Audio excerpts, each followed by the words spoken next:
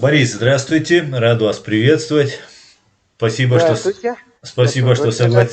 спасибо, что согласились ответить на мои вопросы. Давно мы с вами не общались уже.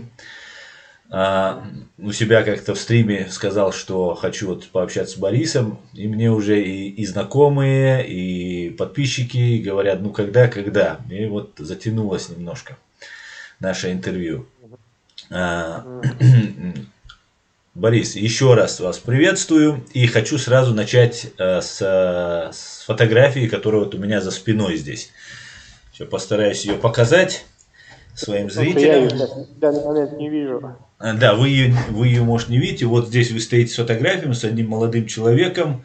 Басаев да, Мгм. Путин нет. РКО написано. И у Да. вашего товарища, сзади флаг Ичкерии виден, и у вашего товарища сзади написано «Требуем признания государственной независимости Ичкерии». Хочу спросить у вас, Да. Борис, когда была сделана вот эта фотография, и вот этот молодой человек, который с вами стоит, вы с ним общаетесь, есть ли он еще в Москве и так далее? Ну, вы знаете, с этим молодым человеком я уже давно не общаюсь, потому что он как это сформулировать, отошел как бы, ну, в А, сторону от всей нашей борьбы, причем это был сделан в такой тяжелый момент, когда я был первый раз арестован. Так мгм. что человек просто, ну, сделал свой выбор, решил куда-то, так сказать, дезертировать с этого общего фронта, его дело, я даже не хочу о нем даже вспоминать. Но когда-то, да, когда-то это был один из ближайших, так сказать, соратников, с кем мы вместе все делали. Мгм. Фотография эта сделана. Ой, могу даже точную дату. По-моему, 23 октября 99 года. Как раз мы вот проводили первый самый пикет на Пушкинской площади в Москве против, так сказать, начавшейся второй войны, значит, русско-чеченской. Вот. Просто, ну, у меня было такое ощущение, что вот эта свистопляска началась, да, появился Путин, взорвали два дома, и все, и тут как бы как валом вот это все пошло как бы в одну сторону, все буквально как с ума посходили, всех понесло вот туда, вот Путин, значит, все такой великий, такой замечательный, такой герой, значит, чеченцы это, значит, террористы, там бандиты, все это, значит, шквал вот этот вот безумный совершенно поток всякого бреда несся, СМИ его накачивали, я прекрасно помню, вот, что творилось. Вот. У меня было такое ощущение, что протестовать, видимо, собираюсь я один, что никого Мгм. больше нет. Я начал как бы искать, вижу, что никого нет, все в восторге там, так сказать, поддерживают борьбу с терроризмом, так Мгм. называемую, вот, который Путин там развернул. Ну, понятно, что взорвали два дома не зря, да, чтобы истерику такую, панические настроения, так сказать, создать. Вот их создали. Вот. Никто не осмелился против выступить, голос возвысить. Вот. У меня было такое ощущение, что я один, видимо, готов. Я решил, что если я никого не найду, кто готов был бы протестовать идти вместе со мной, я пойду один, а что остается делать. Вот. Но промолчать было уже невозможно, потому что они, ну, я как бы сначала не верю, что они решатся второй раз, но они решили второй раз напасть. По-моему, 1 октября сначала начали бомбить, потом танки пересекли границу, если я не путаю, это было 1 октября. Вот как раз тогда это все и происходило. Я начал как бы лихорадочно искать, кто бы еще мог подключиться, кого можно было бы организовать хотя бы для какого-то протеста. Вот я нашел там какую-то группу людей, своих там всяких старых знакомых. Вот. И вот, к сожалению, мы этот пикет долго оформляли, долго готовили очень, потому что, ну, по неопытности там надо было тогда, я не знаю, как сейчас, тогда надо было за 15 суток там, по-моему, подавать заранее. Мы Мгм. как-то неправильно, я там этим занимался неправильно, там сначала бумаги оформили, нам их вернули, и в результате мы вот проволандались, к сожалению, долго, и только вот 23 октября мы впервые, ну, но мы тогда легально вышли. Сейчас это уже не имело смысла, но тогда у нас было разрешение официальное от префектуры. Мы могли там час или сколько там, два, может, не помню, могли там легально стоять достаточно долго, менты там нас формально как бы охраняли, вот. И могли, если кто-то подходил, могли разговаривать. Но если пресса какая-то, так сказать, пришла, там я делал рассылки по прессе, вот. Если кто-то приходил из журналистов, могли поговорить, могли там дать интервью, чтобы нас, ну, не уволокли тотчас же, как мы вышли там через минуту, а чтобы можно было действительно стоять и разговаривать, и общаться. Вот это было самое первое мероприятие, прошло, ну, удачно. От него даже был, ну, какой-никакой резонанс там в прессе был, я тоже помню. Вот. Ну, это, я вам скажу, это был очень смелый шаг, который вы сделали тогда. Я помню, я тоже следил тогда за событиями очень внимательно. Тогда 4 дома было взорвано. Буйнакский, 2 в Москве. Вы, наверное, про московских 2 дома говорите, которых в сентябре Да. взорвали. И когда уже в Волгодонске взорвали, и после этого, когда уже в Рязани задержали сотрудников ФСБ 23 сентября, Патрушев сказал, что это были учения, и 24 сентября началась массированная бомбардировка окрестностей города Джохара. И я вам скажу, и это же, ну как бы это же не просто так все это было. До этого была такая массированная подготовка информационная. Чеченский след, чеченские там террористы, чеченский захват заложников. И выйти с таким плакатом и сказать Басаев да, Путин нет, это, конечно же, ну, просто вызвать на себя шквал огня, который, в принципе, вы вызвали, и потом вы отсидели в общей сложности 12 лет за то, что... И я вам хочу сказать, Борис, искреннюю благодарность за то, что вы сделали. Вы в самое трудное время для нашего народа, когда над нами творился геноцид, а вторая война, по многим опросам многих участников этих событий, и говорят, это была ну, просто убийство просто народа, даже худшего, чем в первую русско-чеченскую войну. Вы стали вот рядом с народом, который подвергался геноцидам, и разделили эту участь. И можно без сомнения сказать, что вы являетесь войнахом, нашим человеком, который вот разделил самое трудное время. Благодарю вас, низкий вам поклон, и некоторые такие же люди, как вы, погибли, к большому счастью, вы выжили, хотя провели 12 лет в концлагере, и я знаю, что это такое, и об этом мы тоже хочу с вами еще тоже обсудить этот вопрос. Борис, вот в это время, когда вот вы выходили, на что вы рассчитывали? Ведь весь мир и вся Россия просто в истерике билась и не обращала внимания даже на то, что в Рязани были задержаны ФСБшники, не обращали внимания, что Патрушев назвал это учениями, и начинали убивать людей. На что вы рассчитывали? Почему вот зная, что вы пострадаете или даже погибнете, вы пошли на это? Ну, понимаете, я, в общем-то, не рассчитывал, конечно, что я, так сказать, своими силами, что наша там мизерная кучка, которая вот вышла, что мы остановим это все. Но как бы здесь уже, понимаете, ситуация была совершенно такая пиковая, критическая, да, и весь расчет был только на то, что промолчать мы не можем. Ну, я, по крайней мере, не мог промолчать. Творилось такое, что ну, так или иначе, ну, надо было, так сказать, когда все вдруг, ну, всех понесло вот в эту сторону, да, все побежали, задрав штаны за этим Путиным, все поверили в этот так называемый чеченский терроризм, в эти бредовые измышления, которые распространяло телевидение, тогда я тоже помню. Вот. Ну, единственное, что оставалось, это выйти просто наперекор вот этой лавине, так сказать, этому потоку. И там уж как будет, снесет, значит снесет, но, по крайней мере, я выйду и не буду, так сказать, мне не будет стыдно перед самим собой, что вот я просто промолчал и все, как бы. Также в точно такой же ситуации после выхода на площадь в 1968 году, во время агрессии против Чехословакии, Лариса Багарас тогда на суде сказала, что я не могла промолчать для меня значило бы солгать. То есть согласиться с вот этим вот всеобщим одобрением со стороны советского народа, то есть, по сути, значило бы солгать. Я был точно в такой же ситуации, потому что это была тоже агрессия против, так сказать, другого народа и государства, и уже не первого, и связанная с геноцидом, и промолчать было ну просто невозможно. А расчета, конечно, не было ни на что. Только на то, что я выйду и скажу, а там пускай делают, что хотят, совершенно не имеет значения. Это похоже на одно предание мусульманское, где небольшой пожар, и муравей таскает воду. Ему говорят, ну ты же не сможешь потушить этот пожар. Он говорит, ну зато моя совесть будет чиста, и перед Богом я могу сказать, я сделал все, что мог. Большое спасибо, Борис. Конечно я помню, знаете, на ту же самую тему, я помню, Новодворская когда-то сказала, это, ну, там, в частной беседе, но при мне, что мы должны вылить свой стакан воды в лесной пожар. Да, совершенно Это то верно. же самое. Это очень, очень правильно. Сделать мы ничего не можем, но молчать неприемлемо просто внутренне, по мотивам, так сказать, по мотивам личной совести. Вот все. Стакан воды принести и вылить лесной пожар.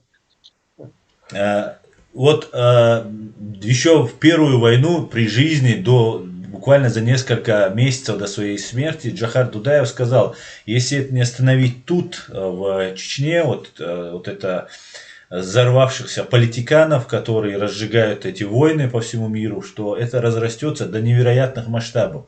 В принципе, мы уже видим, что это уже разрослось до невероятных масштабов, и виной этому, конечно же, является российский народ, который не вышел вместе с вами, не сказал свое вот это веское или резкое слово «нет», что мы против. Нет, делайте это, но не от имени нас. Вот просто достаточно было сказать. Вот именно, вот в том-то и дело, да. Знаете, я вот пока сидел 12 лет по лагерям и тюрьмам, общался как бы там с уголовниками, да, с некоторыми людьми на воле переписывался, в интернете, вот, ну, я в интернете-то общаюсь всегда, и до ареста, и между двумя сроками. Я очень, знаете, очень много раз, особенно вот по тюрьмам, это, знаете, яркие впечатления.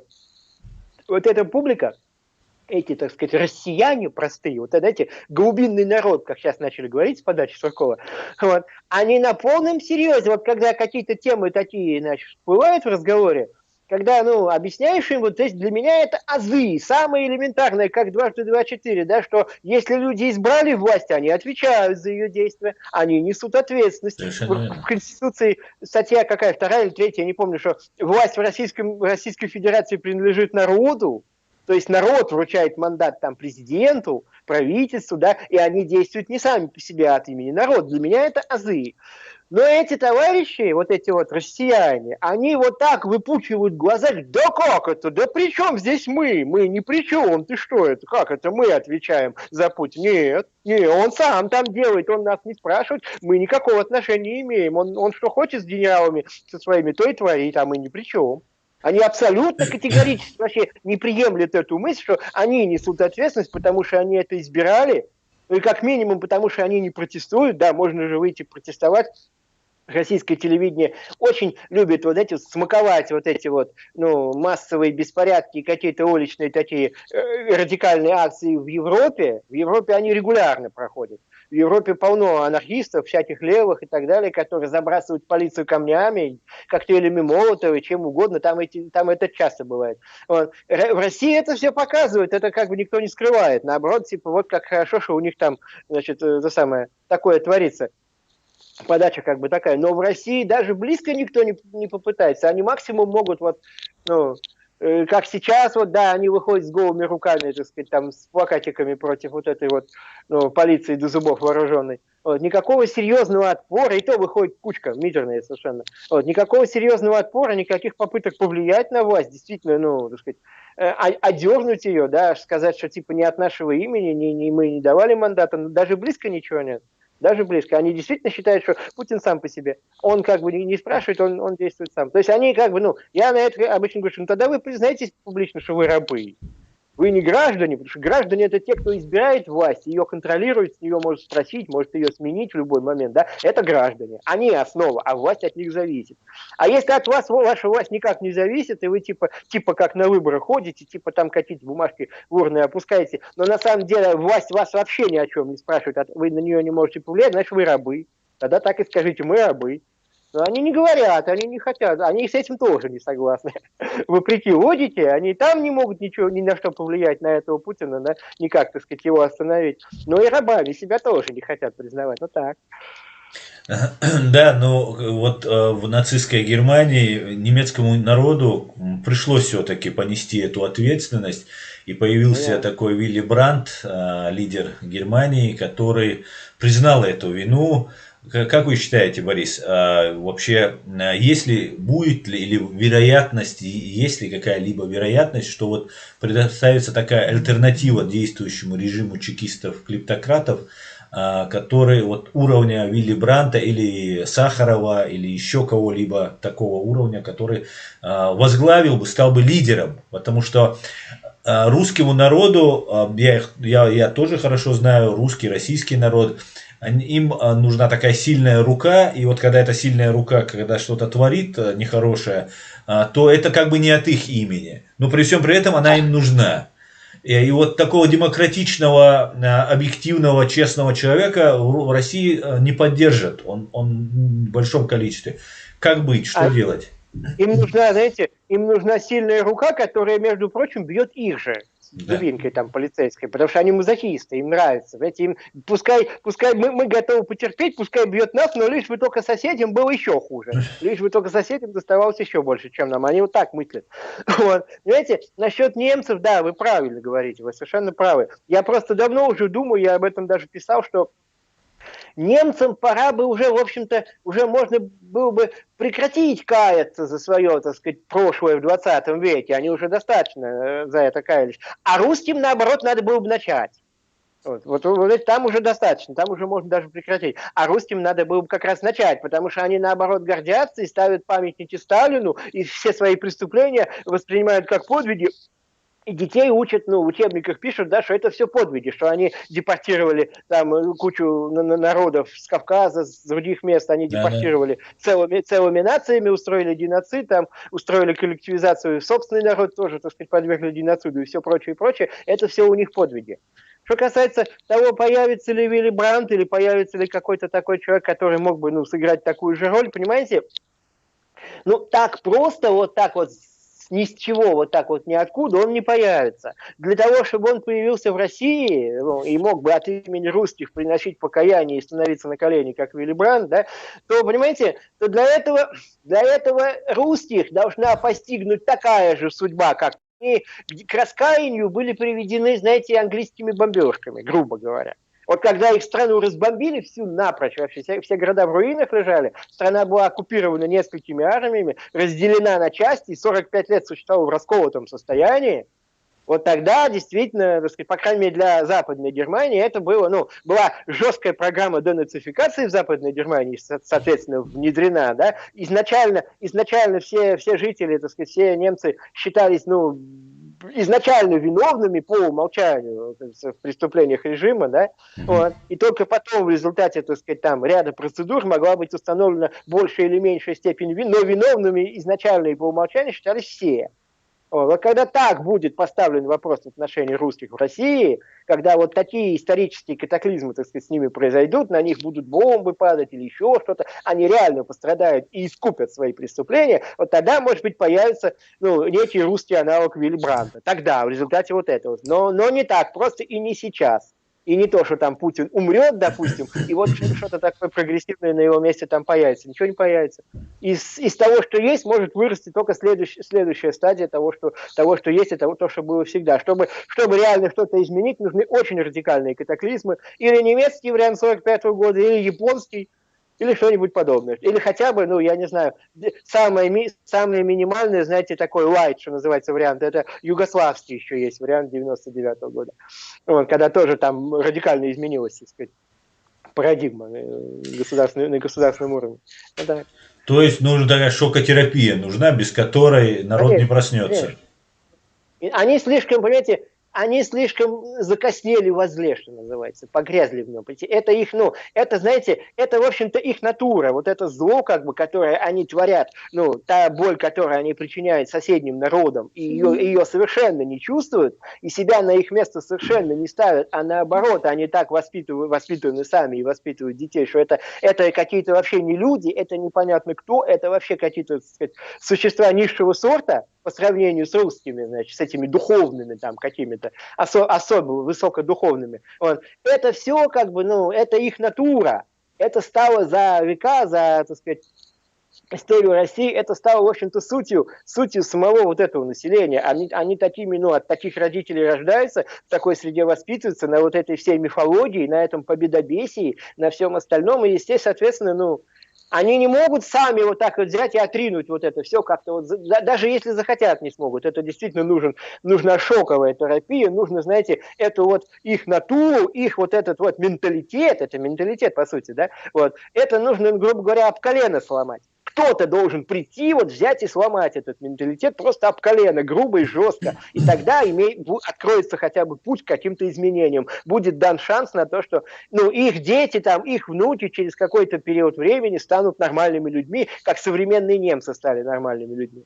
Вот. Не сразу, а через одно, через два поколения, через какое-то время. Вот. Тогда будет хотя бы дан шанс. А если просто так путь по течению и говорить электорату то, что электорат хочет слышать, чтобы тебя избрали, так сказать, каким-то там президентом или еще кем-то, вот, завоевывать симпатии, это чистый популизм, да, то ничего не переменится, потому что любой реформатор, который придет, который захочет там, мягкими средствами, так сказать, через законы, через вот эти вот все парламентские процедуры что-то изменить, он ничего изменить не сможет, потому что эта историческая вот эта вот, традиция, она давлеет над всем, она его захватит и перемелет в своих жерновах, и он тоже станет таким же этим самым имперцем, шовинистом и сторонником реставрации империи, тоталитаризма и всего прочего. Вот и все. Только сломать об колено это может. По-другому это никак нельзя изменить.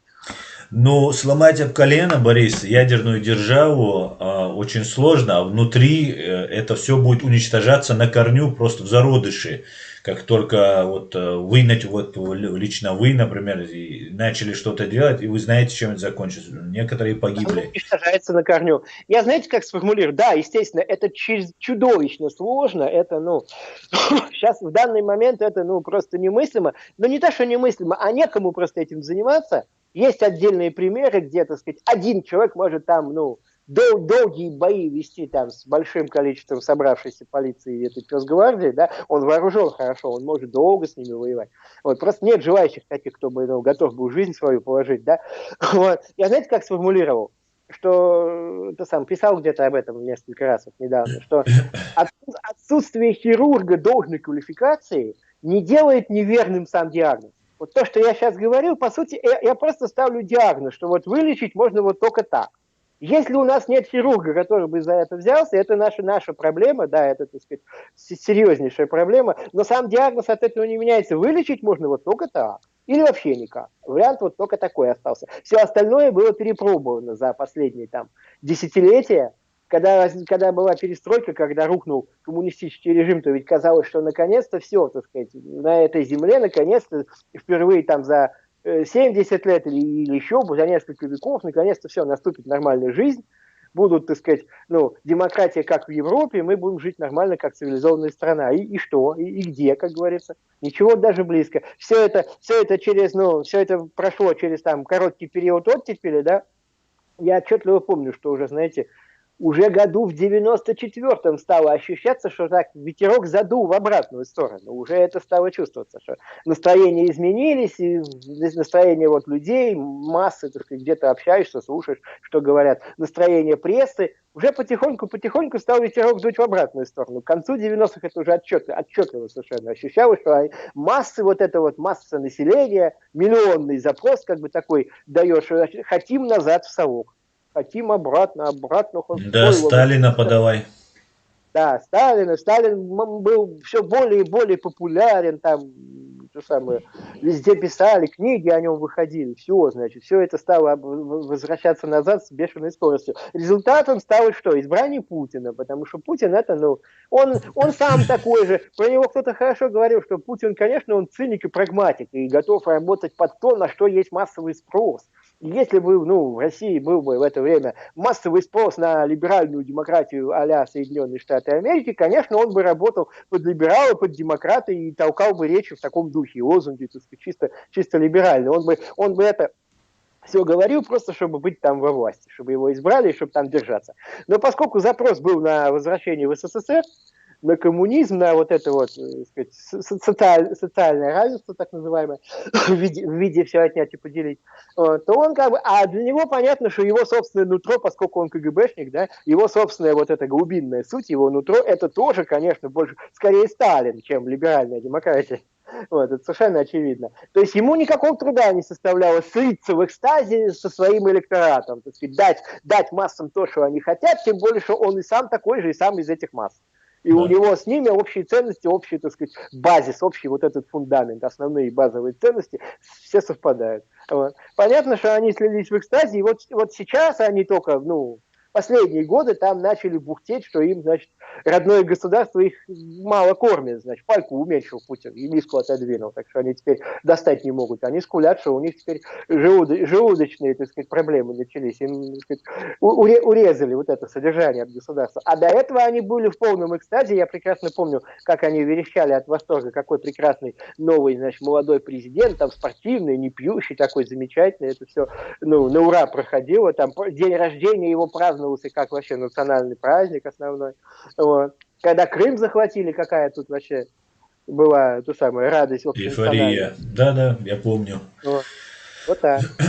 Вот тогда вот сейчас, возвращаясь к ситуации, вы сейчас находитесь в Украине, возвращаясь к ситуации или затрагивая ситуацию в Украине, хотелось бы спросить, вот по моему вот убеждению, Россия не отстанет от Украины. Вот пока она, вот одна из двух пока не победит, как сказал Джохар Дудаев, на непримиримых они сейчас схлестнулись, и Украина перестанет существовать, ее ждет та же судьба, которая сейчас досталась Чечне, в случае проигрыша, конечно. Как вы считаете, насколько вообще сильно Россия вот будет цепляться за Украину и отстанет ли она? Вот подтянули войска. Войска вроде бы сейчас оттягивают, но не оттягивают. Да? Войска можно, танки можно оставить, а личный состав очень быстро перекинуть, даже если их оттянуть. Вот насколько вероятность большой войны с Украиной против Украины, России? Вообще, что вы думаете? Ну, вероятность, к сожалению, очень значительная. К большому сожалению, вероятность. Сбрасывать это со счетов никак нельзя. Вот. Конечно, от Украины они не отстанут так просто, естественно, потому что, ну, и Кавказ для них важен. Ну, Кавказ вообще, как бы, они же, ну, они же изначально записали Чечню в субъекты федерации, еще когда принимали Конституцию, опирались в основном на это. А с Украиной им сложнее, потому что Украина, во-первых, независимое государство, все-таки она признана в мире как независимое государство. Во-вторых, она гораздо больше, в ней больше народу. И у народа тоже есть такие нехилые традиции сопротивления, начиная там с давних веков, ну, особенно, конечно, во времена Второй мировой, они недаром все орут, что вот там нацисты, бандеровцы, значит, такие сети, вот это, ну, имя Бандеры их заставляет, так сказать, в нервную дрожь их бросает, так сказать, от имени Бандеры до сих пор. Вот. Да. То есть война, скорее всего, да, война еще, видимо, предстоит, расслабляться нельзя ни в коем случае. Вот. Но я очень надеюсь, что они не смогут завоевать Украину, что это, так сказать, если они решатся на такую большую войну, на нападение такое массированное на Украину, я думаю, их ждет жестокое поражение. Украинцы будут стоять насмерть, отстаивая свою страну. Украинцы модернизировали армию, потому что в 2014 году армия была, конечно, в таком небоеспособном состоянии. Но сейчас там вот было президентство Порошенко, и он как бы прикладывал все усилия, в основном благодаря его усилиям. Армия модернизирована, армия большая, серьезная. Надо ее как бы вооружать новейшим оружием, они закупают вот эти беспилотники у Турции, которые вот себя показали во время последней Карабахской войны в том году. Вот. Я очень надеюсь, что армия, ну, будет достаточно серьезно вооружена, будет стоять насмерть, и Россия потерпит сокрушительное поражение. И многие пишут, что с этого поражение в этой украинской войне может начаться вообще крах режима Путина, что его, так сказать, что режим не удержится после такого сокрушительного разгрома. Ну, на это, конечно, очень хочется надеяться, я не знаю, насколько это реально, но надежда на это есть, что если они влезут в такую авантюру по-настоящему, то получат так, что это будет крахом режима, дай бог. Потому что, знаете, и в книгах по истории России об этом как бы говорилось, много я читал, как бы, и имел возможность прочитанное сравнить с той реальной политикой, которая вот в новостях по телевидению или на улице, я вот, допустим, выходил в России и участвовал в каких-то политических событиях уличных. Понимаете, российское руководство, оно не действует вот, ну, по какой-то логике, по какому-то заранее просчитанному разумному плану действий, чтобы учитывать, так сказать, плюсы и минусы, там, выгоды, проигрыши и так далее. У них нет такого. Они действуют по инстинкту. У них вот это внутри где-то заложено, там зашито, вот этот инстинкт, хватательный рефлекс. У них зашито вот это в подсознании, это иррациональное совершенно стремление захватить все, до чего они могут дотянуться, отстроить как можно круче вот это имперское величие, восстановить этот СССР, загрести все то, что когда-то было их, и успело, так сказать, от них освободиться. Они и Польшу, и Финляндию тоже не против вернуть обратно. Все это знают прекрасно. Они много раз об этом говорили. Там, я помню, что еще в 2000 году у Жириновского, когда он там уже был зампредседателя Госдумы, у него в кабинете висела карта России, где Польша и Финляндия были тоже присоединены к России. Уж не говоря о Украине или прочем. То есть это их просто, вот это стремление, оно на уровне рефлекса. С этим ничего сделать нельзя. Можно только дать как следует по рукам, если они будут тянуть руки, и по башке желательно. Так, чтобы уже насмерть. Вот и все. А уговорить их или как-то объяснить им, или как-то логически доказать, увещевать, чтобы они этого не делали, бесполезно. Только силой, и только желательно сразу и поговорить. Борис, конечно, я полностью согласен с тем, что вы говорите, и давным-давно я согласен с тем, что вы говорите, и это реально только такой есть выход, да,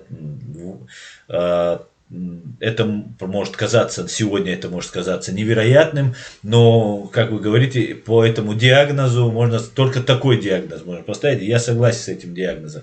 Но вот если этот режим сменить даже, да, Украина же не пойдет на Россию, смените режим, да, если потерпит поражение путинский режим, то через год-два, может быть сразу, может быть через год, два, три, уже как Акела промахнулся, он будет заменен на другого. А система та же, как бы КГБшная система, и вот арабское мышление или имперское мышление русского народа, так как мне в принципе кажется, что имперское мышление, оно в принципе это и есть рабское мышление. Завоевать чужого, покорить, это значит быть готовым завоеваться и покориться тому, кто тебя покорит. Да, они, понимаете, русские, в общем-то, об этом писали люди, которые себя считают русскими националистами, и, в общем-то, говорили от имени русских, но, тем не менее, некоторые из них признали как бы эту горькую правду, да, что надо распустить империю, освободить колонии, потому что всю свою историю сами русские непосредственно, они были рабами власти, да, власть их посылала завоевывать чужие земли, власть их использовала там, на чужих землях, для вот цементирования империи, для удержания завоеванного, а самим вот этим русским, которые туда шли, им это не нужно, с такой рациональной, нормальной точки зрения, чтобы жить как люди, им это совершенно не нужно. Они прекрасно бы жили без этих завоеванных земель, без того, чтобы потом говорить, что нас там бросила, значит, власть, они такие-сякие, нас предали, как было при крушении СССР, в частности. На самом деле, конечно, им это самим не нужно, но в том-то и дело, что русские действуют тут тоже, как я сейчас сказал, не разумом, а вот каким-то таким инстинктом. Они рабы и привыкли слушаться, и привыкли, что то, что велит начальство, то и правильно. Они не думают об этом. А если даже думают, если даже понимают, вот знаете, бывает, наедине с человеком говоришь, с одним, с другим, с третьим, да, вот в лагере у меня вот такое было, в частности, в тюрьмах. Наедине с каждым говоришь, вроде нормальный человек, вот все понимает, в общем-то не дурак, в общем-то адекватно мыслит, понимает свои собственные выгоды и невыгоды, да, понимает, что власть, в общем-то, ничего хорошего особо там ему не предлагает.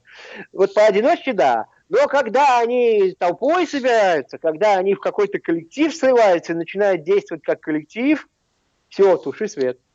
Тут исчезает полностью логика, исчезает полностью вообще какие-либо признаки понимания, чего бы то ни было. Тут их несет, и они делают какие-то эти безумные вещи, совершенно неадекватно себя ведут, как рабы, как мазохисты, и как, вот, так сказать, люди, которым, своя жизнь недорога, и, так сказать, по указке власти, как недавно Лавров сказал, это шикарная цитата, вот недавно только на днях, что помимо того, что жить хорошо, там кушать и все прочее, у нас народ привык гордиться своим этим имперским величием, или как он там выразился. Вот. То есть вот им власть вот это подсовывает, и они радостно, вот если они толпой, если они объединились в коллектив, да, коллективное сознание у них вот именно рвется, что гордиться. Лучше мы там нищенствовать будем, но мы будем империей, великая, могучая, да, и чтобы эти соседи какие-то, которым они всем клички понапридумывали, вот, пускай они там сдохнут, мы, чтобы их уморить, мы и сами, типа, помучаемся и поголодаем, только чтобы им хуже было.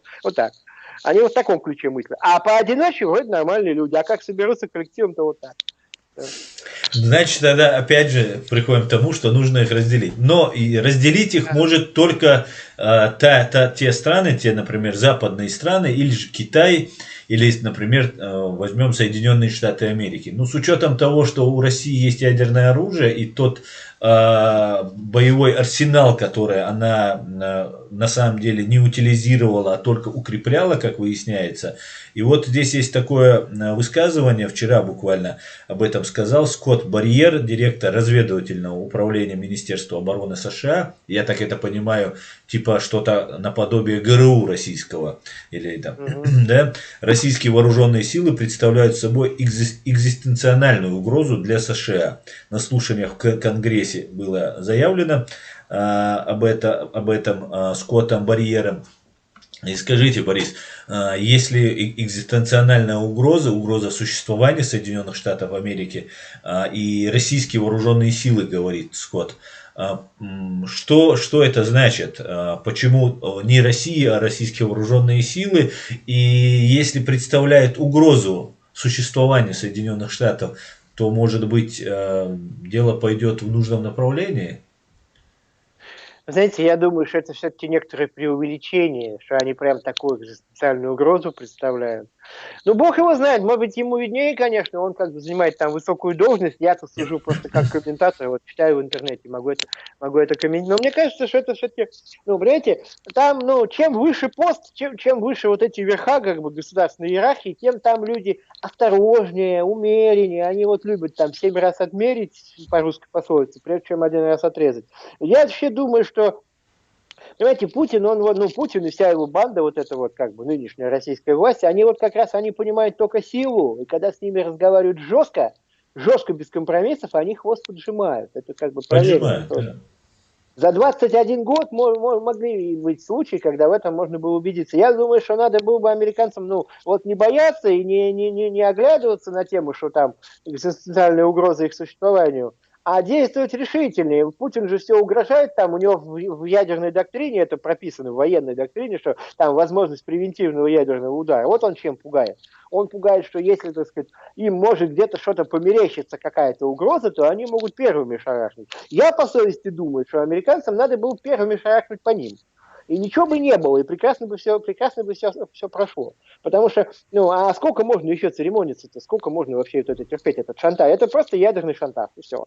Ничего другого там нет. Этот Путин, он, знаете, надо было изымать ракеты ядерные не у Украины в 94 году, а вот у Совершенно верно.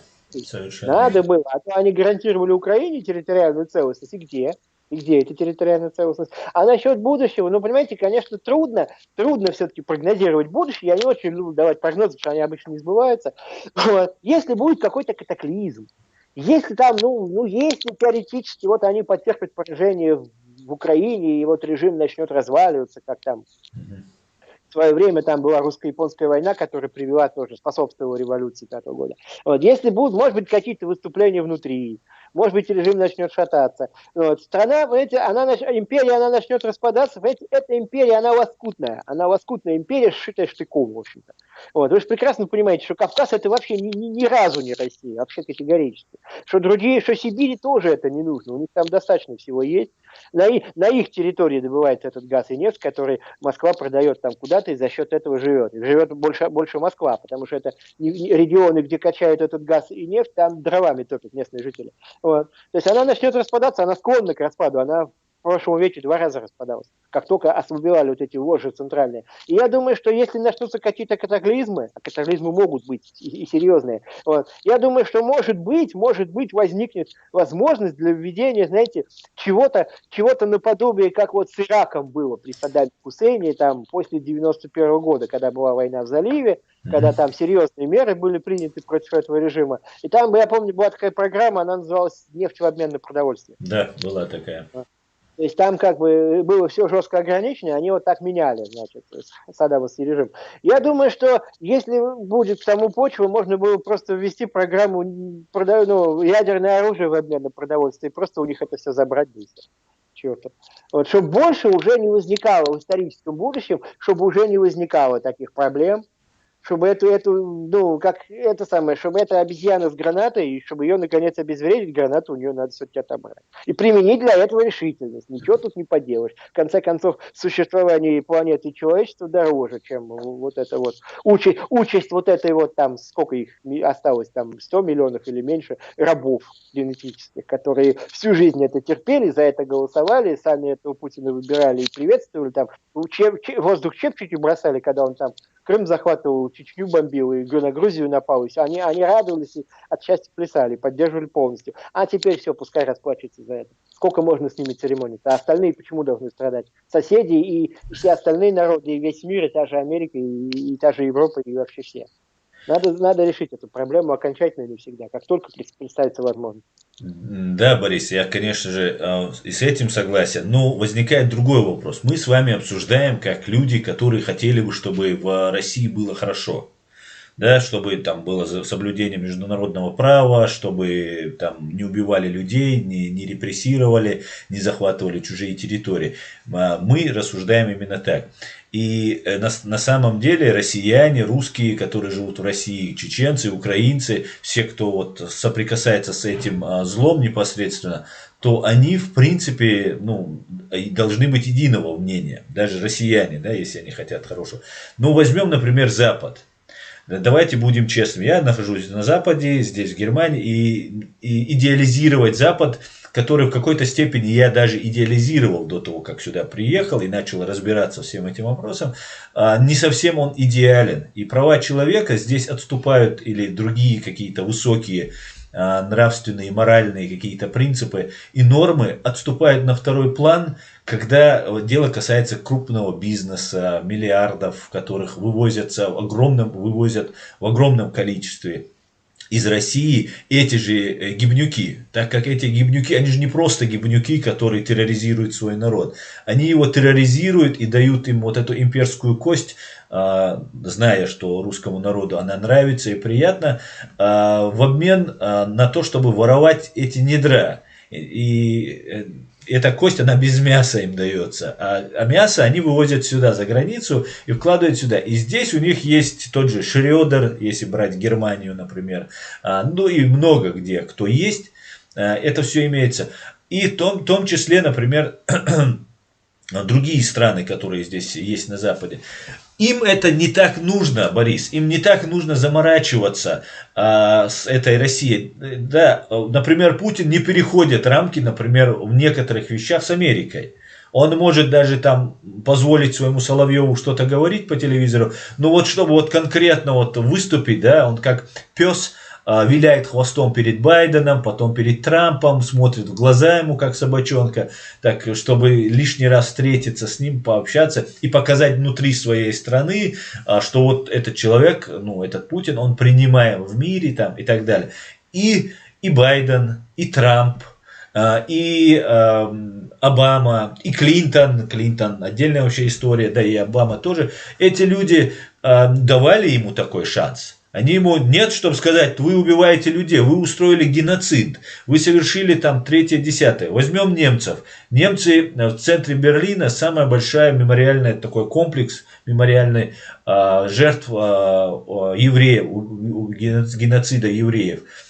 При всем при этом немцы принимают Путина, общаются с ним, который совершил этот геноцид над чеченцами, продолжал совершать его, этот геноцид. И вот эти двойные стандарты, они отступают. Как быть в этом случае? Как достучаться до этих иностранцев? Путина даже, я позволю себе заметить, Путина и Израиль принимает, не только немцы. Да? Там был позор в том году его выступление где-то в Израиле на отмечание это самое, памяти Холокоста, так он и там выступает, и ничего, все нормально. Да? Вот. Как достучаться? Вот это сложный вопрос. Вот именно в это все упирается. Знаете, американцам-то все-таки проще, легче, потому что их единственное, что задевает вот из всей российской армии, о которой мы говорили, это, ну, там, средства доставки, как это называется, да, ядерного оружия. Суворов же писал, что Советы долгое время блефовали, угрожая Америке, потому что у них средств доставки-то не было. Заряды ядерные были, а ракет-то не было, которые могут, или одна там была в лучшем случае, которые могут достать Америку. А так, в общем-то, Америке по барабану, она далеко. А вот с Европой другое дело, да, я вот Меня вот просили, ну, выступить, там в Берлине проходит лагерь такой, как бы, палаточный, в Да, да. центре города, вы, наверное, слышали, да, с 9 апреля по 9 мая, вот, чтобы, ну, доносить это до Запада, вот это все, что, так сказать, все вот эти темы, о чем мы сейчас говорим, вот. И, короче говоря, надо пытаться доносить, надо, так сказать, долбить им вот это, ну, а как еще-то? Что остается? Запад, Да понимаете, они-то ну, понимают, Борис, в том-то и дело. Они же все прекрасно понимают, что нарушаются права человека. Но когда дело касается крупного бизнеса или коррупционной составляющей, то иногда ты делаешь вид, что не замечаешь. понимаете, бизнес, да, это вот пока, ну, грубо говоря, пока существует бизнес, пока вот это все эти схемы работают, то да, конечно, деньги дороже, выгода им может быть дороже тем, кто получает эту выгоду. Я просто к чему говорю? Я не знаю, насколько они себе представляют, но я себе хорошо представляю. Понимаете, надо всегда обращаться к корням и смотреть вообще, с чем мы имеем дело. Вот то, с чем мы имеем дело в Москве, как бы, ну вот, на востоке, грубо говоря, от Европы, да, это что вообще такое? Понимаете, это, ну, если копнуть поглубже, по сути, это Орда. Да? Это вот та самая Орда, еще, ну, монгольская Орда там времен 13 века, которая вот двигалась, да, вот это вот, знаете, ну, всадники на низеньких лошадках и с тучей стрел перед собой, которые разрушали города, которые, ну, убивали тысячами там людей, да, разоряли эти земли и неслись дальше. Это просто Орда, которая, ну, сносит, она несовместима с культурой, со вседлой жизнью, со всем этим, да, это варвары просто. Вот. Но с тех пор, понимаете, вот Москва была улусом Золотой Орды какое-то время, достаточно долго.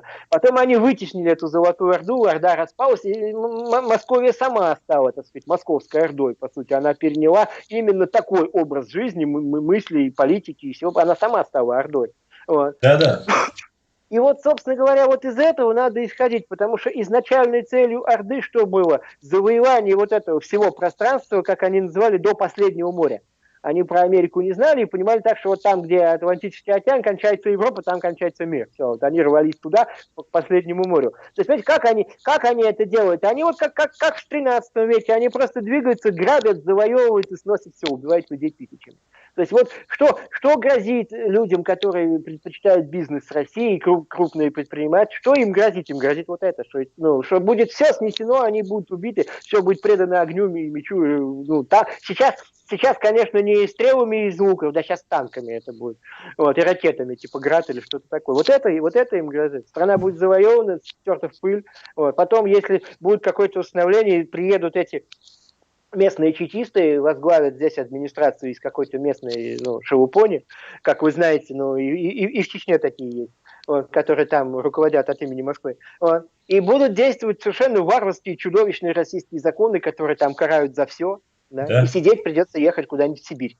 Потому что да. если Сибирь будет, ну, это все будет завоевано Москвой, то они будут туда отправлять. Вот Совершенно так. верно, совершенно То верно. есть грозит вот такое, грозит полный апокалипсис. Стирание к черту этого всего, завоевание, Да, насаждение Борис, ну преступного смотрите, террористического режима. Какой бизнес к черту? О каких прибылях можно говорить, когда грозит вот это? Если им потакать, то они придут, в конце концов, рано или поздно. Они каждое потакание, каждую уступку воспринимают как слабость и как приглашение переть дальше, наступать и, так сказать, сносить все.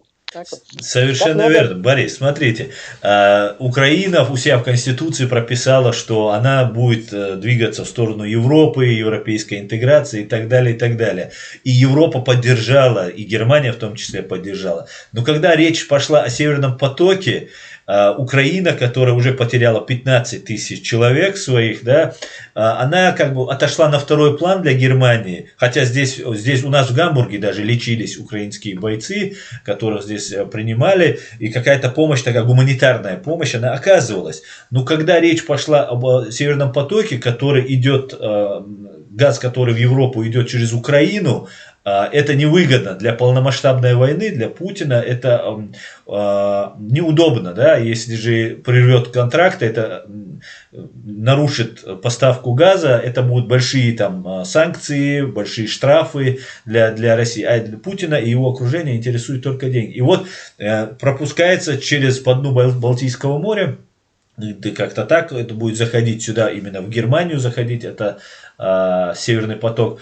И Германия, ну, даже та Германия, которая вот вчера поддерживала Украину там, и евроинтеграцию, сейчас ради, откровенно, не стесняясь, говорит, ну а почему бы нет, нам, мы свои национальные интересы. С одной стороны можно понять. С другой стороны, если Украина будет оккупирована и украинцы будут, как сейчас кадыровцы, уже в армии, российской армии, идти дальше уже на Запад, то тогда и пострадает и Германия, и другие страны и Европы. Еще бы. А мало ли, извините меня, а что, но я не знаю, что должен еще сделать Путин, сколько он еще должен и кого убить в Германии, чтобы наконец там что-то начало. Какие хакерские атаки еще он должен устроить, да, чтобы там что-то начали понимать. А что, когда убили Хангашвили прямо там в Берлине на улице, это что, это не подействовало? Это что вообще? Это норма, что ли, для Германии, чтобы приезжал какой-то киллер из России, да, и кого-то здесь убивал на немецкой территории? Это как вообще? Сотрудник российских военных спецслужб вообще-то, да, не просто киллер. Да, естественно. Да. Я не знаю, еще были примеры. Я помню, что и кадыровцы приезжали, по-моему, за кем-то охотились. Охотились, здесь убивали и чеченцев. В Германии тоже они охотились. Вот. Да. А когда в Англии отравили сначала Литвиненко, да, потом этих Скрипалей, это что вообще?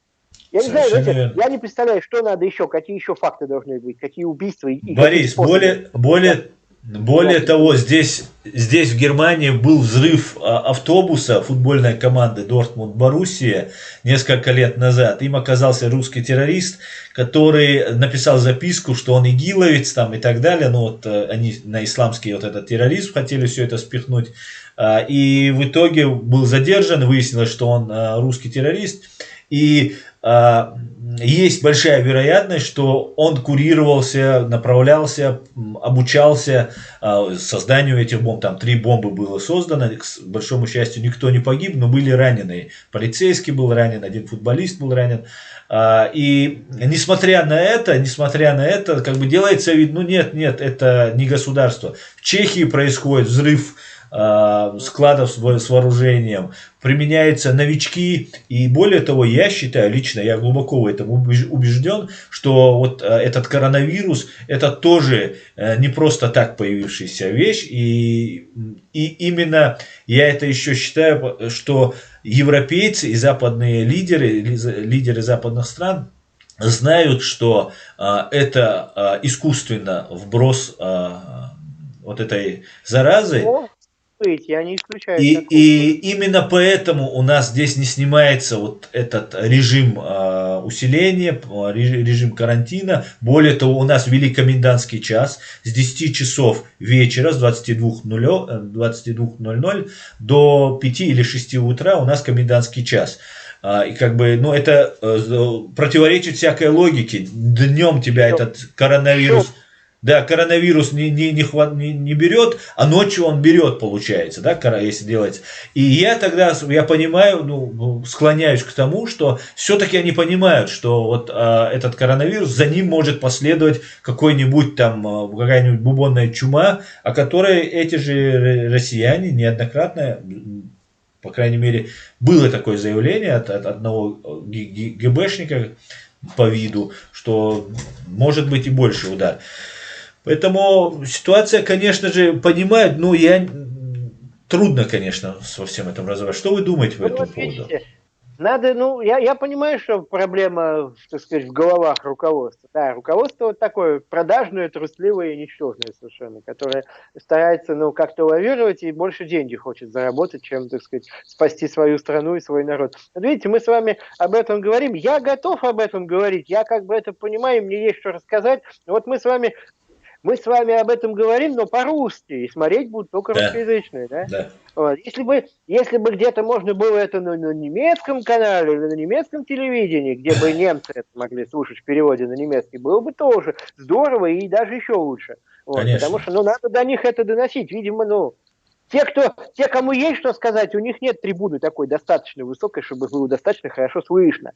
Вот. А те, кто там могут что-то говорить, они вот склонны к компромиссу с Россией, да, к лизанию задницы Путину, грубо говоря. Вот так. Да, совершенно верно. Борис, тогда вот возвращаясь к той же, опять же, Европе, Западу и поддержке Запада оппозиционных сил, скажем так. Я, например, очень хорошо знаю вот этот ландшафт и небольшое количество оппозиционеров в России, которые есть, так как если вы немножко уделяете этому времени, вы прекрасно знаете, кто настоящий, а кто имитирующий, симулятор. И мы все прекрасно знаем, что вот отравили Навального, его привезли сюда, здесь он там был почетным гостем Ангелы Меркель, потом его попросили, или он сам решил поехать в Россию и так далее. И сейчас сидит в тюрьме, как бы был отравлен, попытка отравления, которая, в принципе, очень сложно было разобраться, что здесь правда, что здесь нет. И вы, как человек, который отсидели 12 лет, прекрасно знающий внутренние распорядки вот этих концлагерей, видите, как, например, видели, как Навальный во время суда в этом отделении полиции, где когда он только-только прилетел, призывает людей выходить на митинги, ему никто не мешает призывать это, никто, незаконно выходить на митинги. Потом он оттуда поступают от него сообщения систематически, да, там он там сообщает, там я там поел это, я не спал, голодовка и так далее. Как вы все это видите? И потом будет следующий вопрос. Расскажите по этому поводу. В чем дело? У меня столько ощущений, что это, разводка, фарс просто какой-то. Да, он сидит в полиции, значит, говорит, меня только что вывели из камеры, сказали, что к адвокату, а тут какой-то суд, да, сидит, я просто помню сцену, сидит, жестикулирует там рукой, и отчетливо видно, что у него на руке обручальное кольцо. Он, говорит, в камере сидел. Когда сажают в камеру, когда даже на 48 часов задерживают, обыскивают, естественно, все ценности забирают. Кольцо должны снять. Он не мог в камеру попасть с кольцом на руке. Как это вообще? Откуда оно взялось? Так же, как он, пишет, интересно очень, что он в Инстаграм пишет регулярно, значит, сообщения из самой режимной, как они говорили, его сторонники, самая режимная зона в России, самая жесткая такая, самая ужасная. Тем не менее, он их пишет. И не так часто, как адвокаты. Адвокаты к нему, наоборот, считается, что там с трудом могут прорваться, адвокатов не пускают, они еле-еле там на какие-то считанные минуты там пробиваются, да, а он, значит, типа он через них передает. Во-первых, он пишет чаще, чем они должны к нему могут вообще ездить. Во-вторых, кто-то в интернете нашел, что там, рассматривал это, видимо, подробно, что там прямо остается сообщение, техника имеет такое свойство, вот эти сообщения оставлять, там, что отправлено с айфона. Да. Вот это просто там отметка ставится. Если ее не стереть, она такая ставится, что отправлена с айфона. То есть он, почему адвокаты не могут просто сфотографировать его рукопись, да, вот просто фотографию его рукописи выложить? Получается, что они сидят, набивают, у них типа времени много. Адвокаты обычно очень занятые люди, им некогда. У них же не один Навальный, у них еще есть. У каждого свои. Да, это было бы более честно, если сфотографировать почерк Навального и выложить, было понятно, что это письмо от Навального, а не написал какой-нибудь там помощник Навального. Да. Когда он выложил свое фото, значит, знаете, у меня тоже такие фото были, когда приезжаешь, тебя там рост измеряют и одновременно фотографируют вот на такой, рядом с такой линейкой. Да. Так по ней получается, что у него 197 роста, а изначально был 189.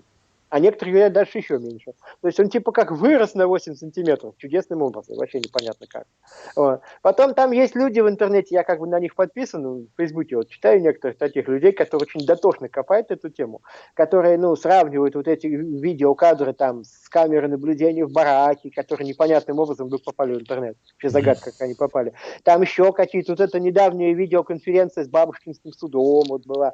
Сравнивают просто с портретом самого Навального, и как бы четко видно, что там, совершенно другой человек. Вот. Не только выше ростом, но там и линия плеч там другая совсем. И, в общем-то, и черты лица там очень размытые у этого Навального, который в лагере якобы.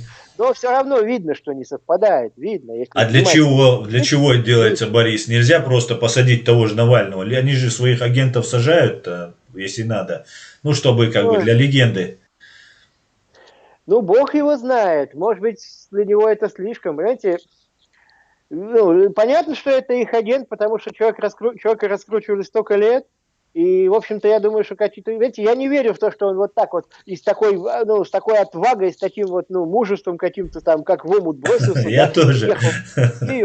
Это самое, чтобы, значит, знаешь, отсюда прямо в аэропорту, да? Это как, знаете, в графе Монте-Кристо там этот Аббат Фриа говорит, такой поступок слишком благороден и потому неестественен.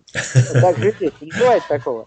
Чтобы вот так вот, знаешь, что я тоже в свое время, у меня тоже действительно был такой эпизод, меня могут этим упрекнуть, что я тоже в 2004 году возвращался из Украины в Россию нелегально, зная, что я иду садиться в тюрьму. Но я хотя бы об этом не писал в соцсетях, и толпы не собирались какие-то меня там где-то встречать, как Навального. Вот, я об этом абсолютно никому, ни одной живой душе не говорил, шел ночью пешком через границу, и в результате 20 месяцев прожил в Москве под этим международным розыском, и следствие не знало, что я в Москве. Они думали, что я до сих пор в Украине, а я уже был в Москве давно.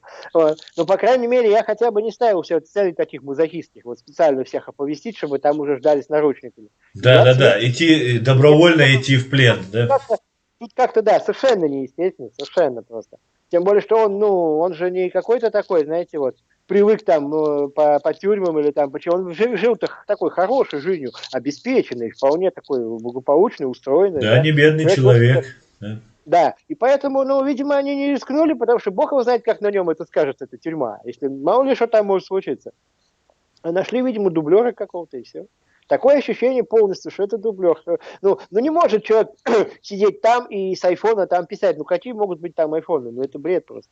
А тем более, вообще связь бывает в лагерях, конечно. Я видел сам в Буряполоме, где я сидел первый срок, там под утро с барака приносили все телефоны одному, там, доверенному, который их прятал. Он со мной рядом там жил. И он вот такой пакет телефонов полный, завязывал и уносил прятать перед подъемом. Вот такой полный. Это действительно было, да, 10 лет назад. Или там 11. Но дело в том, что, во-первых, там все-таки не такой режимный лагерь был, как вот этот Покров. А во-вторых, обычные зэки еще куда ни шло. Но такой зэк, которому привлечено внимание всего мира, о котором ведут дебаты, значит, Путин с Байденом там, или с Ангелой Меркель, судьбу которого обсуждают там на самом верху международной политики, у такого зэка по определению в российском лагере не может быть телефона. Потому что если будет обнаружено, что у него есть телефон, и он там где-то засветился, что он с него что-то пишет, это автоматически вопросы к начальнику лагеря, к операм, ко всей, к оперотделу лагеря. А каким образом вы нарушаете правила, и у него есть телефон? Это грубое нарушение правил. Они никогда не допустят, чтобы им могли поставить на вид, что они ему разрешили, нарушили собственные правила. Они очень за себя боятся и перестраховывают очень сильно. Я это хорошо знаю по себе. Они близко не допустят, так же, как они близко мне не допускали, чтобы я вторым сроком, когда как бы на меня был там в Перми, когда я сидел в Перми, там был заказ ФСБ, пермской ФСБ, сразу же меня держать в жесткой изоляции, там без всякого телефона, без ничего. И действительно никакого... Один раз мне случайно в камере попал телефон. Как только там один стукнул и засекли, там они прибежали шмонать, искать, все, там целое событие было. Я уже успел отдать, правда, тогда. Вот. То есть не может быть там у него у Навального телефона, если он на самом деле там сидит. А с другой стороны, я прекрасно понимаю, что я знаю, как бывает. Я действительно просидел 12 лет, 3 судимости и все такое, 2 раза арестовался. Я знаю, что пока человека судят, пока вот он мелькает в прессе, там на суд к нему можно ходить, поддерживать там его, пока о нем есть какая-то информация, вроде он на слуху, да, вроде это медийная персона, о нем там пишут где-то, что-то говорят. Когда уже осудился, уехал в лагерь, все, отбывать там с приговором, а тут на подходе следующий политический процесс, опять кого-то посадили, опять судят, опять все. Вот эта карусель, она вот так крутится, и того, который уехал в лагерь, его забывают. Да. Он как бы отошел в прошлое, все, он уже там сидит, сделать уже все равно ничего нельзя, к сожалению, и уже все. И он теряет свою медийность, о нем начинают забывать. Они не могут допустить, чтобы о Навальном забыли, потому что если о нем забудут, если он потеряет вот этот свой, так сказать, свою армию хомячков, которые, так сказать, на него молятся и которых он воспитывал, значит, столько лет, тогда какой в нем смысл? Тогда кому он нужен, если за ним не стоит вот эта сила?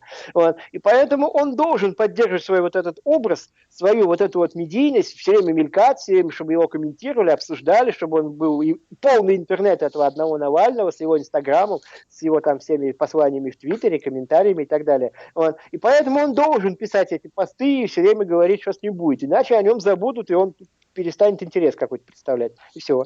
Вот это, да, эта стратегия, она как бы вот так выстроена. Он должен быть все время на гребне обсуждения, к нему должен быть прикован массовый интерес. В этом его как бы смысл, как это самое полезная фигура для, так сказать, режима. Вот и все.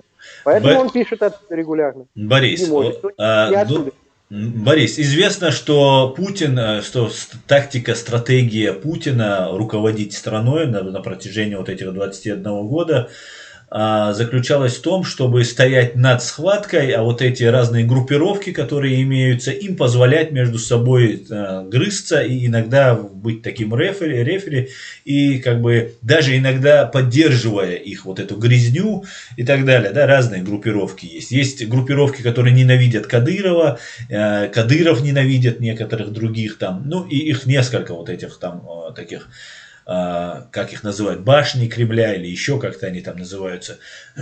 И вот недавно есть такой швец, живет в Америке, знаете его, наверное, Я слышал, да. бывший сотрудник КГБ, по-моему, Советского Союза, который живет сейчас в Америке. И вот он говорит, что Патрушев является вот конкурирующей стороной Путина, одной из, уже Путин уже там списанный материал, там уже Путин уже слаб, и Патрушев, а реально Патрушев все эти годы управлял, имел Россельхозбанк, его сын был директором этого Россельхозбанка, не очень богатый человек Патрушев, тот человек, который взрывал дома, в 99 году с тех пор. Он еще был руководителем, когда Путин работал КГБ у Путина, когда говорят.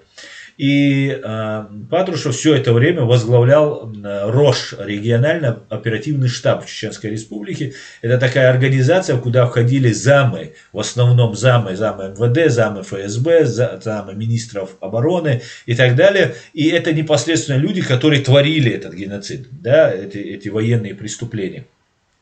И без сомнения Патрушев очень влиятельная фигура в России и очень логично то, что говорит вот швец, подсказывает. Не может ли быть так, что Навальный является креатурой Патрушева, который хочет вот, как молодого Ельцина когда-то поднять его, а Путин как бы пытается продлить свой срок существования, как-то нейтрализуя этого и Навального, и пытаясь реально его убить. И еще, Борис, чтобы я сам запутался, и хочу, чтобы вы мне помогли в этом разобраться. Есть ситуация, когда вот Bellingcat разбирается, они звонят, тоже, короче, невероятные такие вещи, ну, целый такой блокбастер получается, такой сериал. И с этим даже, в связи с этим даже один чеченец в Фейсбуке написал: хватит кормить Навальным, потому что каждый раз какая-то что-то новое появляется, и по аналогии хватит кормить Кавказ, хватит кормить Навальным. Вот такая вот ситуация возникает, и Навального поддерживают, ну скажем, если поддерживали бы просто европейские лидеры какие-нибудь, да, которые заинтересованы в смене режима там, или они подкуплены Путиным, а есть независимый вот Bellingcat, есть Христогрозев, есть, на самом деле я верю вот этому Bellingcat'у и журналистам, которые там присутствуют, потому что вот сейчас был суд по Хангашвили тут в Берлине, я пытаюсь почти все судебные заседания посещать, но в последнее время не так часто получается. Там тоже присутствовал вот этот Христогрозев, его сопровождает полиция, он по программе защиты свидетелей, там и так далее, и так далее. И он там очень много информации выдает про российские спецслужбы, про убийство Хангашвили, по другим делам, про отравление и так далее. И видно, что люди реально работают и честно работают, профессионально работают. Как это все свяжется, у меня в голове просто не может уложиться. Они-то могут разобраться, что у Патрушева, если это Патрушева креатура, ну, владеет такой информацией. Как все это, вот эта каша, как бы вы бы ее могли бы объяснить? И можете вы ее объяснить? Хорошенький вопрос, спасибо. Как разобраться в этой каше? Я тоже, в общем-то, ну, у меня-то уровень как бы наблюдения пониже, чем у этого самого Грозева, поэтому я еще меньше как бы в этом могу, сказать, как-то сориентироваться. Я действительно, ну, насчет того, что это креатура Патрушева, ну, я, конечно, точно вам не скажу, но исключать такого нельзя. Конечно, исключать такого нельзя, это вполне возможно. Я же не говорю, что это там... Я никогда не утверждал, что это вот личный агент Путина, что называется, что Путин там лично с ним знаком и ему какие-то инструкции давал. Путин, может быть, прекрасно, ну, сказать, на полном серьезе к нему вот так относиться, как он демонстрирует, да, там фамилию его даже не называет. А эти чекисты, они могут и без всякого Путина его поддерживать, потому что чекисты — это сила. Вот. И они могут самостоятельную игру свою какую-то вести. Они могут этого Навального сами раскручивать не по заданию Путина, а может быть даже и вопреки Путину, поперек его воли. Потому что об этом же говорилось не раз, что сама тема вот этой вот коррупции, так называемой, разоблачения, там, у кого какая недвижимость, и у кого что есть, там, незаконно и, как бы, так сказать, нелегально, это вообще изначально такая ГБшная тема. Они эту тему любили еще в советские времена у них были вот такие вот мотивы разоблачать там каких-то своих конкурентов или людей там из своей среды. Вот. И все это, понимаете, все эти расследования, которые делал Навальный, много раз же писали, действительно, как это может быть, что вот этот вот, значит, беспилотник летит там над каким-то объектом, значит, чье-то поместье там из верхушки из самой, да, и он его, значит, снимает, и потом Навальный это все показывает. Как это он может там летать и снимать, а охрана куда смотрит вообще? Там же охрана есть. Конечно. Вообще, на государственном уровне охраняемые объекты, это даже не то, что какую-то частную охрану наняли, это государство охраняет там, это как это называется, контора, я забыл. Вот ПСО? это вот служба охраны. ПСО? Да, ФСО. Это, скорее всего, их объекты, они должны это охранять. И Конечно. что-то летает.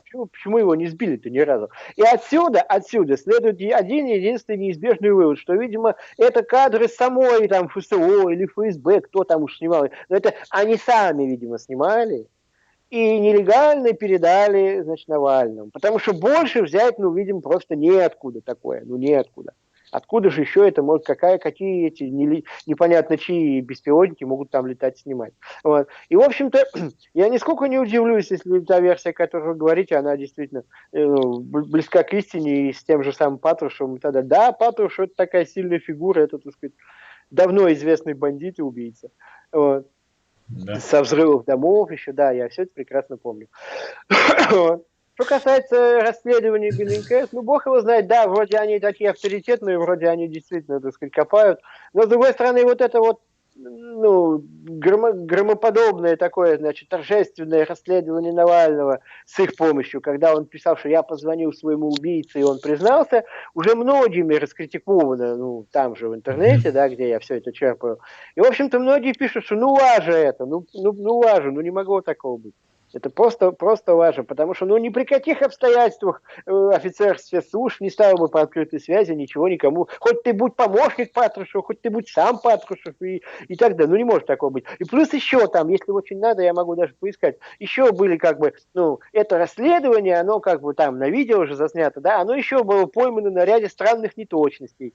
Вплоть до того, что часы показывают одно время, а по окну, когда камера проскальзывает по окну, там освещение совсем не такое, какое должно быть в это время, грубо говоря. То есть какие-то странные такие вещи. Вот. Бог его знает, как они, чем они руководствовались, знали они, в чем участвовать, не знали, я не могу за них сказать. Но вот это, по-моему, пятно на их репутации, если честно. Вот. Да, это тоже, вот эта ситуация меня тоже очень сильно удивляет и вызывает вопросы, на которые нет ответов пока. Я надеюсь, они когда-нибудь появятся, эти ответы. Видно то, что одна группа, которая тянется или говорит, что она готова быть лояльна Западу, борется с другой группой, которая не совсем лояльна Западу. И наши интересы, то есть граждан Чеченской Республики Ичкерия, Украины, России, эти интересы, они отступают на второй план. Здесь уже замена Путина, в принципе... Когда я посмотрел вот это видео, что там, значит, Навального сопровождает из аэропорта в это Шарите, значит, кортеж из 23 полицейских машин, когда я послушал, как его, на каком уровне это все делается... 23 не было, Борис, машин, 23 не было. По-моему, по крайней мере, озвучено было, что 20, сколько было? Там пару машин, наверное, было полицейских, и это тоже очень серьезно. Но, знаете, это может быть так сделано на уровне какого-нибудь миллиардера, который проплатил все это, а так и говорилось, что это миллиардер. Я, может быть, не точно сказал, что именно полицейских, но вообще кортеж был большой. Машин было много, да. Машин было много. Видимо, там всего было их 23, включая полицию. Вот. Я просто помню само видео, я так посмотрел, хотя я видео особо-то не смотрю, но тут я был вынужден просто, мне было действительно очень интересно. Вот, когда я посмотрел на все это, понимаете, странное такое возникает чувство, ну, недоумение, вот как будто, ну, что-то такое явно вот где-то на поверхности лежит, но вот разум это отказывается принимать, да. Ну, не может быть, чтобы человека, который, в общем-то, ну, не сам по себе, он, в общем-то, там ничего особенного в России себя не Не представляет, не представляет. государственный Да. чиновник, и не бог весть там, чем он там руководил, что называется, вот этим фондом своим, принимали здесь на таком уровне, вот, и упорно не замечали всех несостыковок в деле, да, у меня было какое-то такое смутное ощущение, что если, ну, не вся Германия в целом, то, возможно, хотя бы сама Меркель или кто-то из руководства, что, возможно, они в курсе и как-то в доле там с Москвой, бог его знает, что они вроде как участвуют в спектакле, потому что Да. это, по-моему, явно спектакль, и роль Германии, роль как бы немецкого руководства, которое вот это все организовывало, эти кортежи, этот высочайший уровень государства практически, но она какая-то совершенно странная, непонятная, как это может быть, да что, за какие заслуги вот так вот, за Этот что, только за кортеж, то, что... Борис, этот кортеж и вот этот уровень, который поднимается, он рассчитан был чисто на российского зрителя, чтобы поднять, вот на Западе его так поддерживают. Потому что здесь это так не произвело бы впечатление. Здесь и не знали, кто такой Навальный. Но ведь для российской, ну понятно, что в Германии не знает, но ведь чтобы российскому зрителю это показать, это сначала надо на месте в Германии Конечно, организовать, это, ну, конечно. не голограмма, что называется, это реально все, в реальности все было. Вот. Понимаете, я отчетливо понимаю некоторые вещи. Ну, во-первых, самая большая нестыковка, я как бы написал там пару-тройку статей об этом деле, когда еще все это закрутилось еще в том году. Но самая большая нестыковка изначальная, это что мотивация. Для таких акций должен быть мотив. Вот когда со Скрипалем или с Литвиненко, там мотив был совершенно четкий. Они как бы перебежчиков из своей среды уничтожают принципиально. Это как бы давняя традиция, они не допускают, чтобы кто-то, так сказать, мог их называется, кинуть, сбежать и еще их секреты выдать. Вот. Эта мотивация вполне понятная. Что касается Навального, который на самом деле ни малейшей угрозы не представлял, а наоборот всегда работал громоотводом и, так сказать, адвокатом режима, там перебивал, знаете, вместо, ну, убийцу мясника кровавого, да, называл вором. Да, Вот, как бы у уголовников есть такое понятие перебить статью. То есть, понятно, что за кражу дают меньше, чем за массовое убийство, за геноцид. конечно, То есть совершенно несопоставимо. То есть, вот, конечно. когда он говорит, они воры, этот бункерный дед, он вор, значит, это даже после ареста уже там в Химках полиции. Это адвокатура, фактически, защита путинского режима. Перебивка статьи на значительно более мягкую, и все. Вот. Он не представлял ни малейшей угрозы, а наоборот работал в пользу режима, фактически, профанировал всю оппозиционную деятельность, имитировал ее, как бы, да, и выпускал пар свисток годами. За каким хреном, пардон, его убивают? Зачем? С какой стати вообще?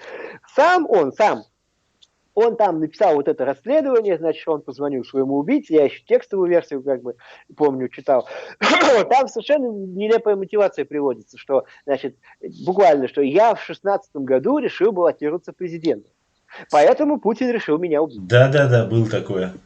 Бред, потому что я прекрасно помню, что до Навального, когда Навальный еще так особо-то и не был раскручен, было достаточно желающих баллотироваться в президент. За 20 лет было достаточно желающих. Был Лимонов в 2012 году, который, ну, не сравнить, действительно знаменитый писатель, всемирно известный. Да, его в России не так знали, как на Западе. На Западе он вообще грандиозная там фигура, русский писатель чуть ли не номер один, вот пока он был жив. Вот. Потом этот, как его фамилия, Ивашов, по-моему, отставной генерал из генерального штаба, пытался, он тоже, ничего себе, генерал. Их очень технично отшили, Лимонов описывал, как его отшили. Ему там просто не дали подписи собрать. Зал абонировал в гостинице Измайлова, значит, снял зал заранее, чтобы проводить сбор подписей за его выдвижение. Пришел, а там говорят, что зал все, закрыт на ремонт, все, типа, аннулировано все, весь договор. Когда он там начал скандалить, там ОМОН сразу приехал. Ну, они стали собирать подписи у себя в автобусе, они там на автобусе приехали, они поставили прямо около гостиницы, там это все оформляли, подписывали этот протокол, а потом ЦИК просто заявил, что поскольку подписывали не по тому адресу, где изначально вот указана гостиница, да, а только в автобусе, это не действительный протокол, все, они не приняли протокол. Очень легко и технично отсекли, не надо, не понадобилось никого травить, убивать, да. ЦИК прекрасно работает, они прекрасно знают, к чему можно прицепиться, они крючкотворы еще те. Убивать не нужно. Вот. А тут, подумайте, пошел в президенты, решил баллотироваться в президенты, убить решили, да ладно, это бред какой-то. Потом, понимаете, убить новичком, ну, как бы, исходя из того, что писали о новичке в отношении Скрипалей, да, когда он как бы впервые вот так вот возник в прессе, широкой. Вот, это, ну, это как из пушки даже не по воробьям, а там, я не знаю, вообще, по комарам. По муравьям. Совершенно безумный способ, да. Вот. Яд очень опасный, да, мгновенного действия, быстро испаряющийся, там, быстро распадающийся. Как его троить? Я до сих пор не могу понять, а как вообще официальная легенда, как ему этот новичок засунули и куда? Трусы ему И самое надо. главное, почему выпустили, Борис, почему выпустили больного человека, который в Германию отправили, чтобы против... Да, лично Путин дал согласие. Но Да. я просто понимаю, что трусы не могли намазать. Это бред, потому что трусы можно было намазать в гостинице, но он же их одел, он же не в самолете трусы переодевал, пардон, правильно? А этот самый чекист, с которым он там якобы беседовал, сказал, что ну, самолет быстро посадили, поэтому успели. То есть получается, что только трусы одел сразу при смерти. А он тогда был бы в гостинице при смерти, если бы он же трусы в гостинице одевал, а не в самолете, правильно? И совпадение полное. Но с другой стороны, я догадываюсь, почему эта версия была запущена, потому что с момента дело Скрипали было очень громкое, очень такое, я еще в тюрьме сидел, я там по телевизору видел, Да. газеты выписывал, это все мелькало. Вот. Такое ощущение, что, понимаете, раскручивали не только для России, но и для Запада тоже. Слово «новичок» запало, видимо, там на Западе в память многих. Там оно, видимо, зафиксировалось вот с этой историей, поэтому решили для пущей достоверности, для пущей убедительности использовать вот это слово, которое, ну, характерное такое русское слово, да, вот, и, так сказать, использовать это, чтобы, ну, напугать больше, чтобы придать больше там, ну, более ужасающую какую-то картину. Мне кажется, так. Они просто переиграли очень сильно, мне кажется, с этим. Вот. Но похоже, замысел был такой, потому что слово «новичок» там запомнилось. Там оно запомнилось. И вот, наверное, из этого исходили, а само по себе это нелепо. Как его травить новичком? Ну, сидит он в самолете. Как подойдешь и пихнешь ему в нос или куда там новичок ему надо пихнуть, чтобы он умер? Как это вообще было сделано? Если только чуть дотронулся, тут же падаешь. Все, там не может быть, что намазали трусы, и через там 3 дня он одел, пошел в аэропорт, попил чаю, сел в самолет и тут вдруг начал умирать. Такого не может быть. Яд мгновенного действия. Я понимаю, как про Скрипалей рассказываешь, что мгновенно, только там близко где-то оказалась молекула, все. Вот так, то есть несостыковки дикие, и я не знаю, как могут там немцы не замечать этого, просто не понимаю. Вот. А такое ощущение, что, понимаете, возможно, что, ну, Путин ли это сам санкционирует, или кто еще, понимаете, Путину, ну, в любом случае, ему терять нечего, он уже убийца и давно, и все это знают, на нем клейма там ставить некогда. Но сыграть в том смысле, что вот, ну, этот, типа, жертва тирана, убийцы, значит, преступника, которая там чудесным образом спаслась, и, в общем, ну, поднимается вот как бы эта популярность, там на Нобелевскую премию же выдвигали даже, да? Вот. Что его популярность, его медийность, его вот эта массовая мировая популярность там вообще зашкаливает, он становится вообще такой фигурой номер один, вообще там лавровым венком его там увенчивают и все такое. Вот. И таким путем, ну, такой человек, который, ну, легендирован как выживший там главный оппозиционер, противник режима, ему, я думаю, что ему вполне по силам может быть, ну, если ему как бы он претендент на власть, на замену там старого диктатора, да, ему по силам будет устроить снятие санкций с России. Пожалуй, они купятся, и санкции-то, может быть, даже и снимут, если он будет явно введен, так сказать, он будет претендентом на власть вместо Путина. Так, пожалуй, ради такого молодого, так сказать, героического, выжившего вот этого уже почти святого с нимбом, значит, этого Навального, пожалуй, они расчувствуют и санкции-то снимут. И я так думаю, что быть ради этого вся операция вполне возможно. Вполне возможно, да. То есть ладно. Развод в уровне, что называется. Такое, мне кажется, еще не было. Да, я уж такого не припомню, чтобы такое было.